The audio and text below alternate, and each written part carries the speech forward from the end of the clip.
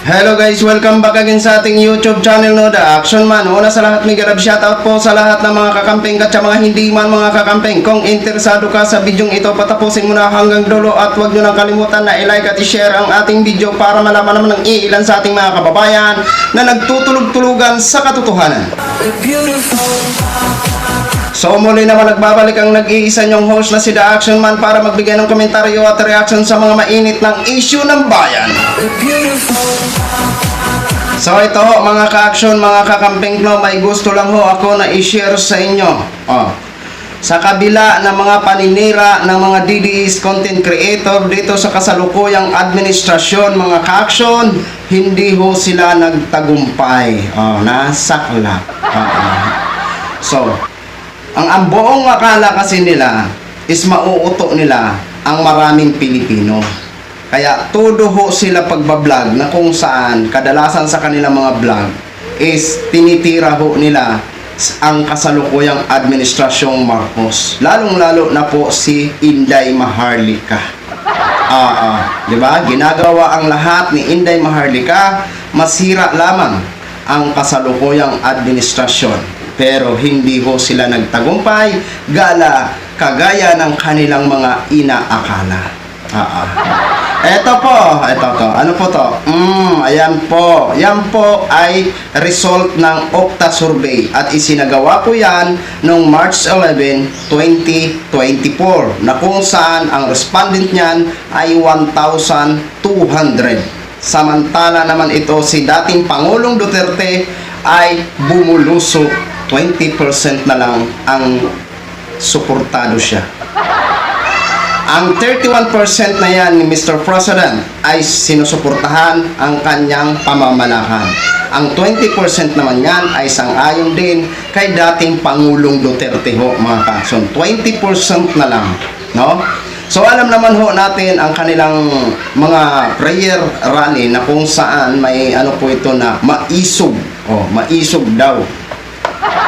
Alam nyo ang maisog? Ang maisog kasi sa amin mga ka-action, mga kakamping sa amin sa probinsya is, kung sa Tagalog, matapang. Di ba? Rally sila ng rally, ang buong akala nila, mahikayat nila o maingganyo nila ang mga tao na ayaw na sa kanila. Pero sa kabila ng kanilang mga binibitawan ng mga salita dito sa kasalukuyang administrasyon, hindi ho nila nakamit ang gusto nilang makamit. Nabigo ho sila mga ka-action, no? So, alam naman po natin na marami talaga ang umayaw na sa mga Duterte. Parteng Mindanao na lang ho ang medyo malakas ho sila. Pero sa Luzon at Visayas, alam naman ho natin na iilan na lang ang mga DDS na gusto ho sila, di ba? Pero sa Mindanao, may sinabi pa po sila doon sa Mindanao. Siguro itong mga 20% na ito ay doon ho nakuha nila sa Mindanao, di ba? So sa ngayon kasi marami ho kasi ang issue dito sa mga Duterte ho, mga ka-action, maging kay Vice President Sara na kung saan is no comment siya sa mga nangyayari sa West Philippine Sea, ang kanyang pinaka-latest na pagsagot sa interview ng reporter. So doon pa lang makikita na ng taong bayan kung ikaw ba ay may malasakit sa ating sariling bayan. Kasi sabi ni Vice, mahal niya daw ang bayan. Paano niya po nasabi na mahal ang bayan kung wala ho siyang masabi o no comment ho siya sa nangyayari sa West Philippine Sea? So naiintindihan ho natin ito si Sara Duterte na kung ayaw niya mag-comment nga ho dahil siguro dinidipisan niya rin ang kanyang ama kasi nga ho mag-best friend ho at saka yung presidente ng China, ito si dating Pangulong Duterte. Kaya no comment ho siya lagi.